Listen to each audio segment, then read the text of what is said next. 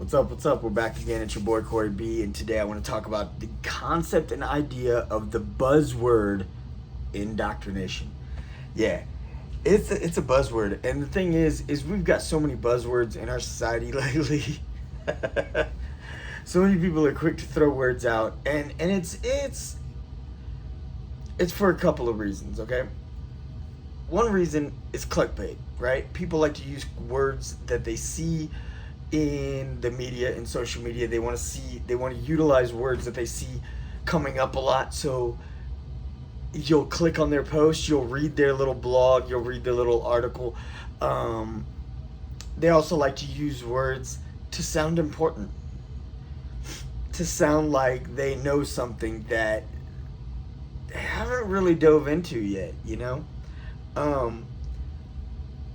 People don't know what the word research even really means, you know, and I've done posts about that before, and it's really sad, it's really frustrating, because people take the word research and they think because they have a Google, they have a smartphone, therefore they're qualified to say, I've done my research.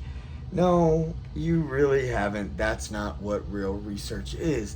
You have Google searched and allowed someone else to do your research for you, and you're not even validating whether or not their research is valid. All you're doing, or validating whether their research has merit, all you're doing is just, I Googled it, I found what I was looking for, this guy agrees with me, therefore I'm moving on, and that's it, right? That's what people do. That's what people do. And indoctrination is a word that people throw around a lot, and it's a buzzword. I saw a post this morning, literally like about an hour ago. I saw this post, and this guy was talking about the fact that Spain allows children in grade school to have a 3-hour lunch break. They have a 3-hour lunch break, and they get to go home to have lunch with their family and before they go back to school. And what America is doing is indoctrinating their children to have, they're lucky if they get 30 minutes, is what he said. American students are lucky if they get 30 minutes for their lunch to scarf something down so they can head back to class. And it's indoctrinating the 9 to 5 mentality into our children, so that way they know they will be eating at their desks forever. First of all, that is way oversimplifying the concept. First of all, because if that's what they're indoctrinating, then they would be eating at their desks, but they're not eating at their desks. They're eating in a cafeteria. They're eating with their buddies and their little friends and their fellow students. And it's true, they get about half an hour. A lot of schools offer like 40 minutes, 45 minutes, but by the time you go get your plate, your tray, your lunch box, and sit down, you got about 30 minutes. So that's not untrue, but the reality is kids eat small portions. And they're offered snack breaks throughout the day. At least the schools that my children go to, and at least that my boys are homeschooled now, but prior to this, in their curriculum, we actually ordered a curriculum, and the curriculum has time allotments that if you stick to their structured schedule, you will know exactly what time each day, so that we don't have to figure everything out. Now, we don't actually go by theirs, and it specifically says in there, hey, you can go by our schedule to help you, just give you a guideline, or you can make up your own, and we do make up our own. Every now and then my son Corey, he's my oldest and he's 10, and he likes structure. He likes order, he likes rules and routine. He actually thrives under that. So every once in a while he'll call me on something. He's like, you know, Dad, I was reading the book. I was reading the 4th grade master manual, and it says that I'm supposed to have a lunch at 11:14 or 15, and at 20 minutes later, then I get a little break, which is the end part of my lunch, and then 30 minutes later I come back to class, and then at 1 o'clock I'm supposed to get another break, and that break is supposed to be a 10-minute break, but then at 2:30 I get a 20-minute break. And so he'll he'll break down these little breaks for me and say, I don't know, you're not giving me as many breaks as they tell me I should have.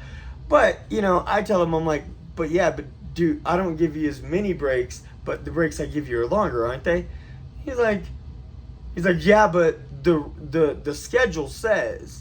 So he's a real stickler for the guidelines and the rules and stuff, which, it's not a bad thing. It's cool. That's him. But anyways, back to the point is that the schools that I've gone to, the schools that my children, and I was a military brat. I went to a lot of different schools, and they absolutely had plenty of time to eat I always had plenty of time to eat my lunch. I remember in middle school and high school, I would grab my lunch, have time to eat my food, go hang out with some of my friends before the bell rung that it was time for lunch to wrap up. I always had extra time. I was never short of time. Now, the thing is what they're not considering is what's Spain's curriculum. Now, this isn't to knock at Spain. I don't really care.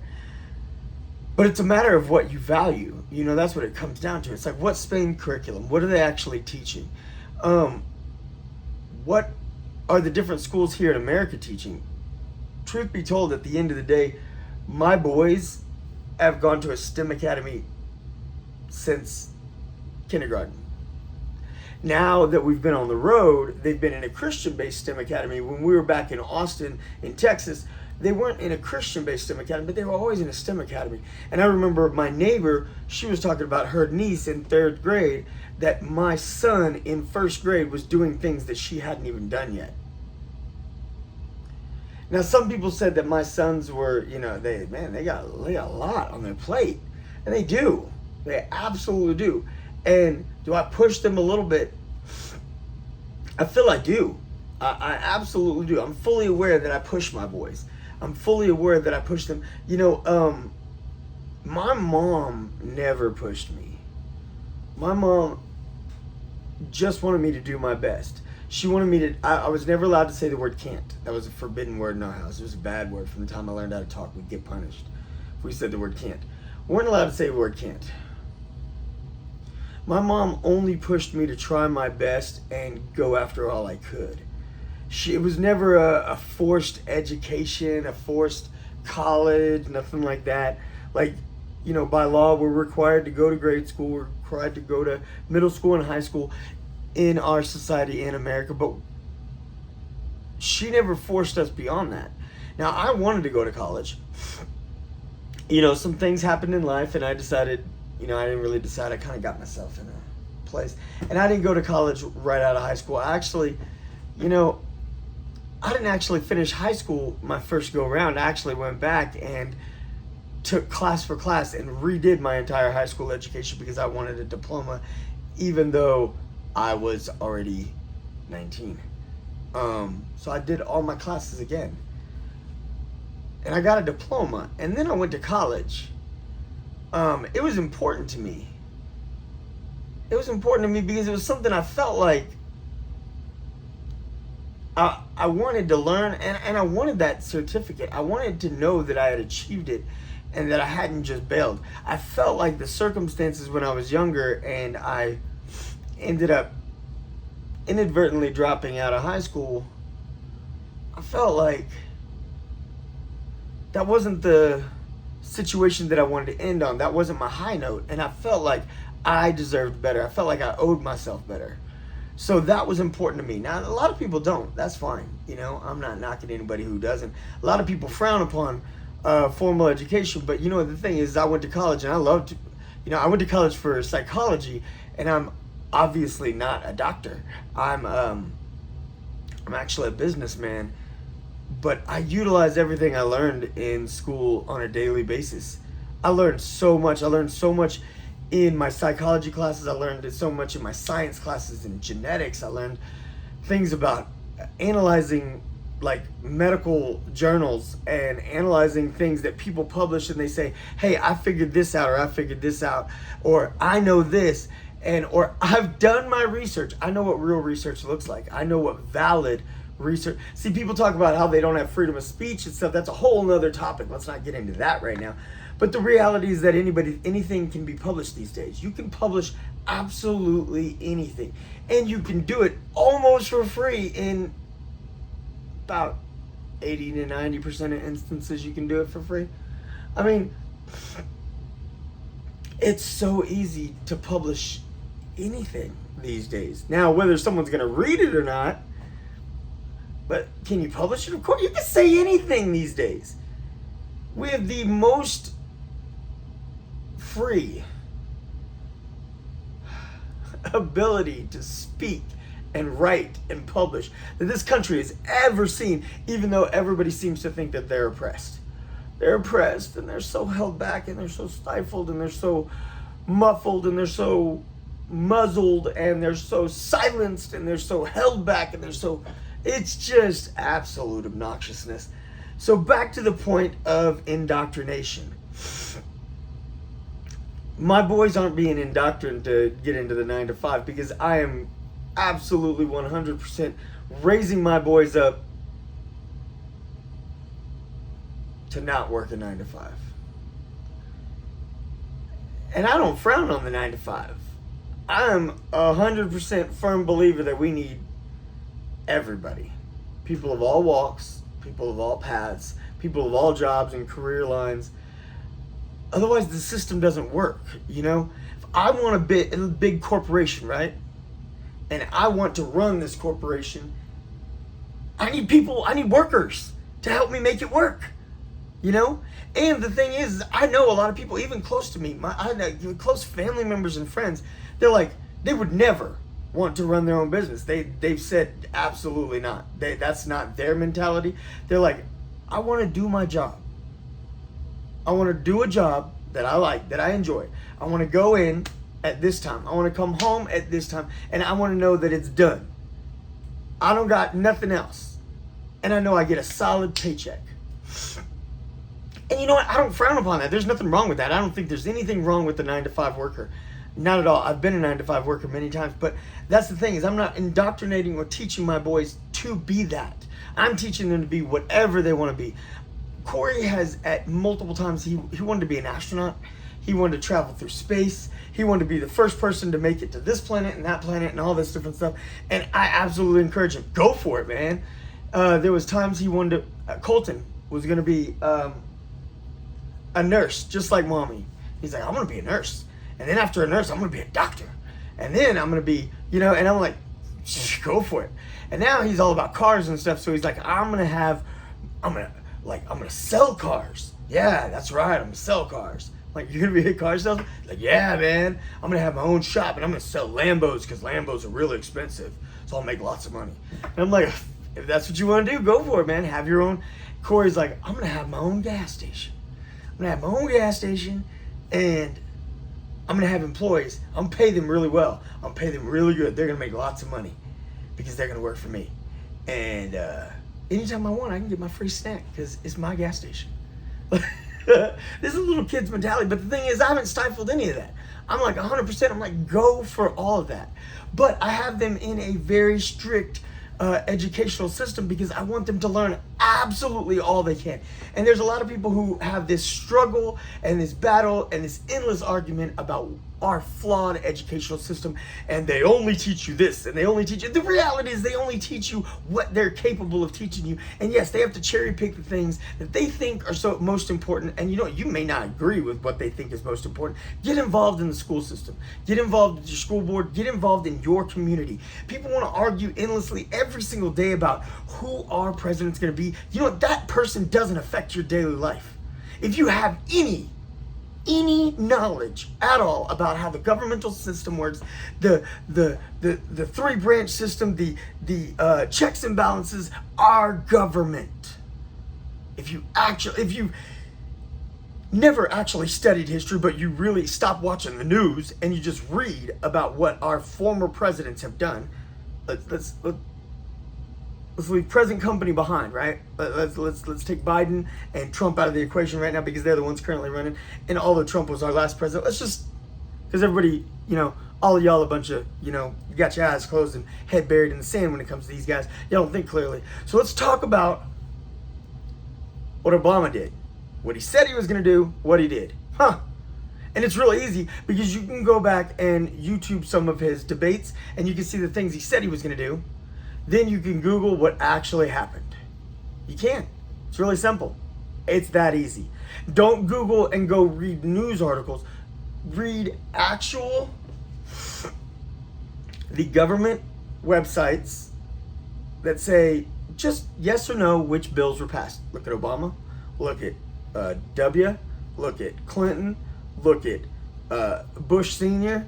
Skip some of the recent ones if you want to. You can go back and look at some of the other ones, you know what I mean? You can go back and look at Kennedy, Reagan. But the thing is the more current ones you look at, you can see more current of their actual debates and stuff. A lot of those old debates and stuff, some of them are there, some of them aren't. So, but the point is you can go see what they said they could do and you can go see what they actually did. And the reality is I'm not going to argue with people about who's good and who's bad. The majority of them aren't really bad guys. Just doing the best they can. And the reality is they made promises because this is what their party said they should do. But they don't have the power to do those things. Most people don't understand that. Most people have forgotten 5th grade government, 5th grade social studies class. 5th grade social studies class when you're taught these things. My son is in 4th grade, and see that's the thing is I'm saying 5th grade because I remember seeing these questions on Are You Smarter Than a 5th Grader? But my son is in a STEM academy, and my 3rd grader is already learning some of it, and my 4th grader already knows it. My 4th grader is being quizzed and tested on this stuff, the abilities of our governmental system that the everyday person posting on X and Facebook has no idea about. They don't get it. They can't understand. So if you want to change what's happening in the educational system in your school, your child's school, if it's not your child's school, what the hell do you care? Like, I mean, for real, just wrap your head around that for a second. Is it your job? Is that your mission in life? Is that what you feel God has called you to do, is to change the educational system in the United States? And if it is, then stop complaining on Facebook because that will never actually do anything. If you actually want to make change, get involved in legislation. But that's not what you're actually doing. You're just complaining and griping and venting and unloading on social media. Get over it and do something. And like I said, I encourage you really want to make a difference? Take a stand for your kid. Your kid. Your kid. Get involved in the school board in your community, the place that your child actually attends school. Get involved. But there's a reason that people literally can get a doctorate in history, and it takes them 10 years to get it.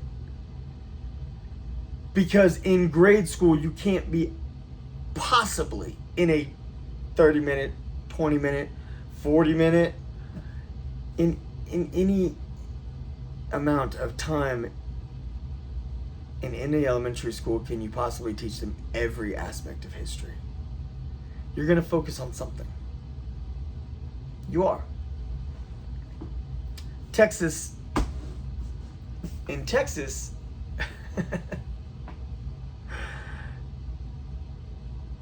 depending on your school, your district, and things like that, it's either 6th or 7th grade. That is Texas History Year. That year, you don't even study anything else.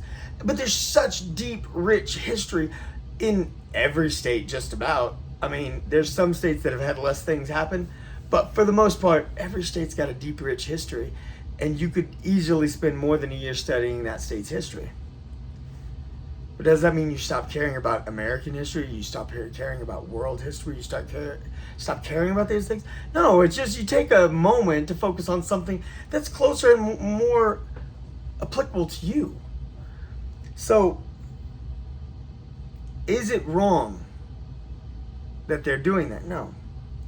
Do you like it? If you don't like it, then get involved in your school board and say, hey, what do other parents think? Is this something that should be changed? Is this something that we should talk about?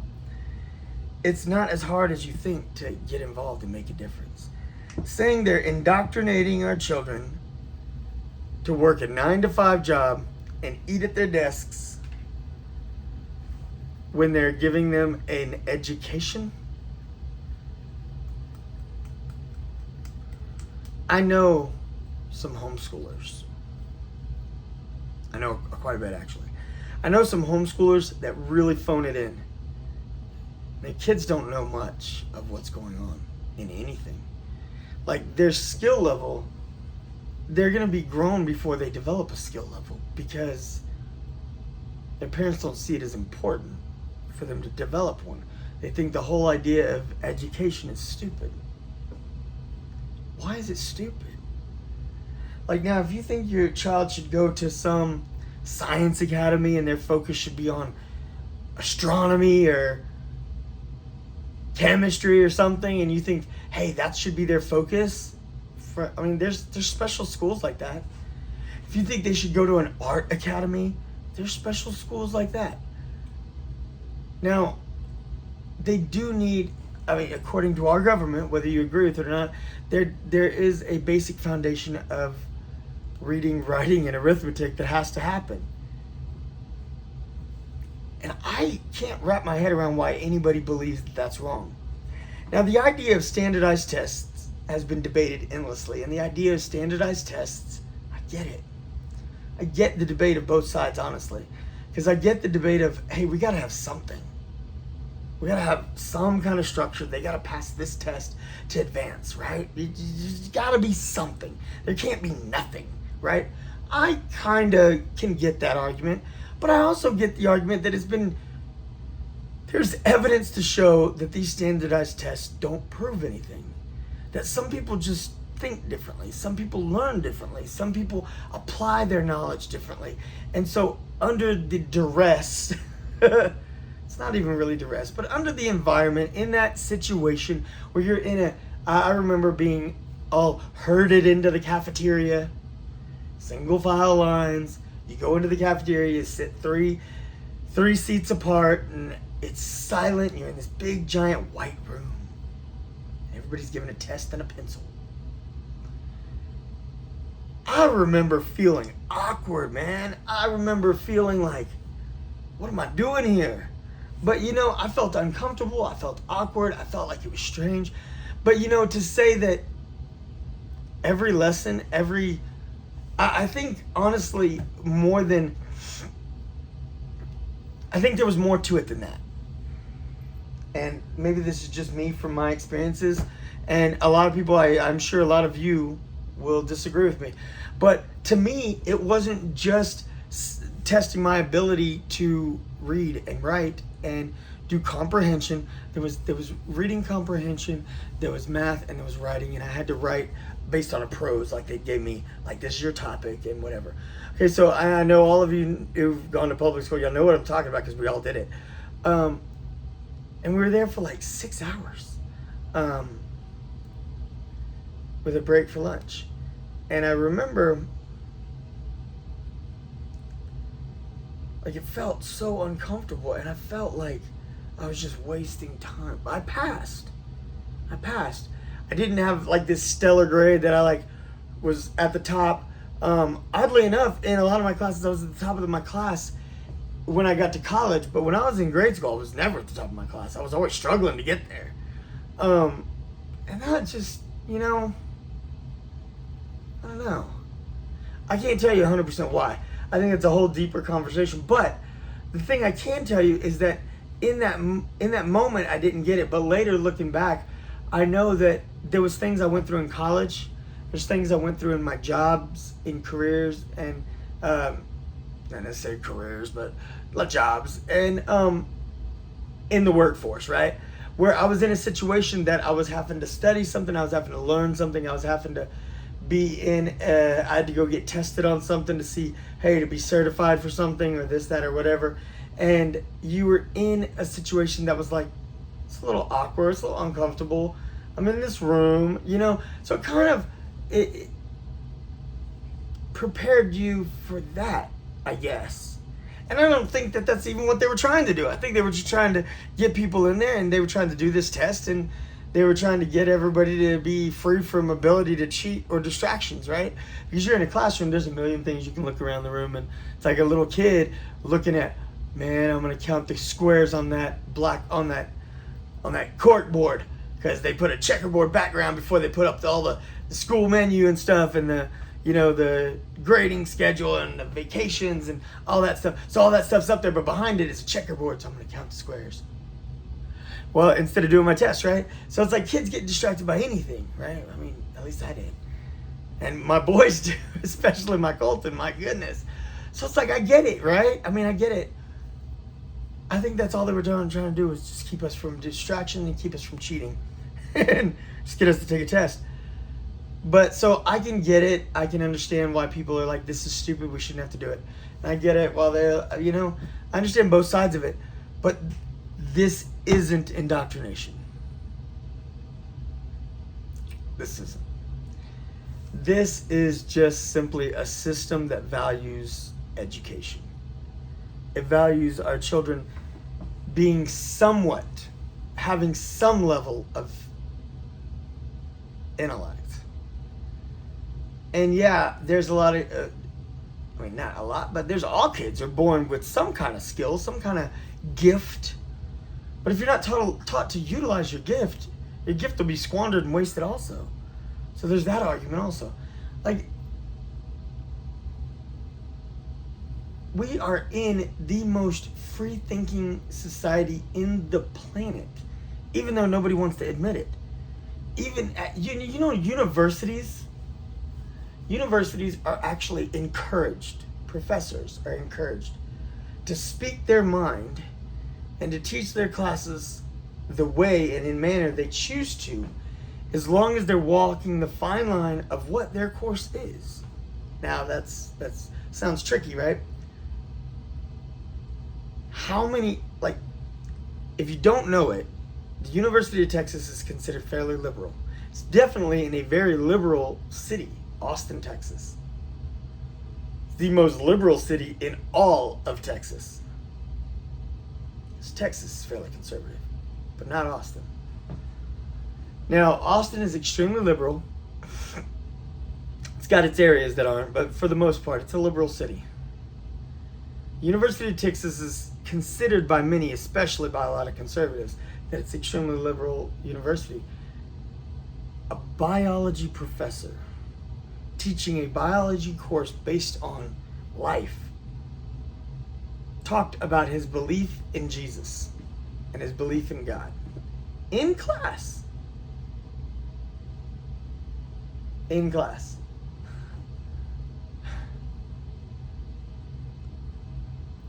I had a psych professor, a bio-psych professor, who talked about the anomalies.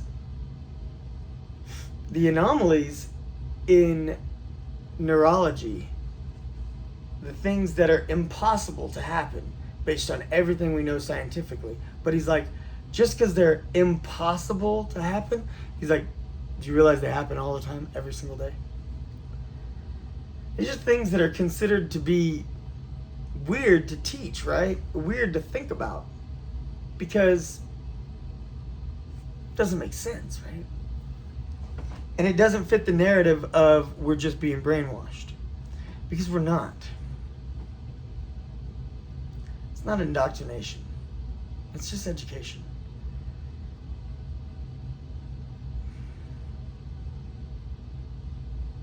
It's just education. That's all it is. At the end of the day, that's what it's really about. And everybody has their own different idea of how it should be, but we have a system that, for the most part, the majority has agreed this works. And it is working. It has worked for a long time.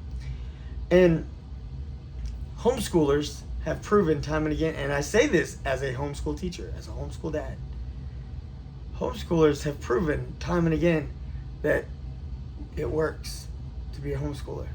They've also proven that if you don't apply yourself, it fails. Same thing with public school. There's been countless teachers that have proven how they fail, because they don't take the time to truly care about their students. Now, some people will argue about the level of pay the care and attention, the lack of staff, the lack of support. There's all kinds of reasons, but at the end of the day, some teachers just don't care. Some teachers truly do, and they make a difference. It's not indoctrination. It's just education. Agree with it or disagree with it. Let's stop throwing around buzzwords because we think it makes us intelligent, because it doesn't. It actually just shows your ignorance to those who are knowledgeable. Whether you agree or disagree with anything I said, I hope this just gives you some things to think about. It's your boy. This was a long one. I got nothing but love for y'all. I appreciate all y'all riding with me that have been here since the beginning. Let's go get it. Let's have a blessed day. Let's be wise, be thoughtful, and be mindful about the words that we throw around. It's your boy, and I'm out.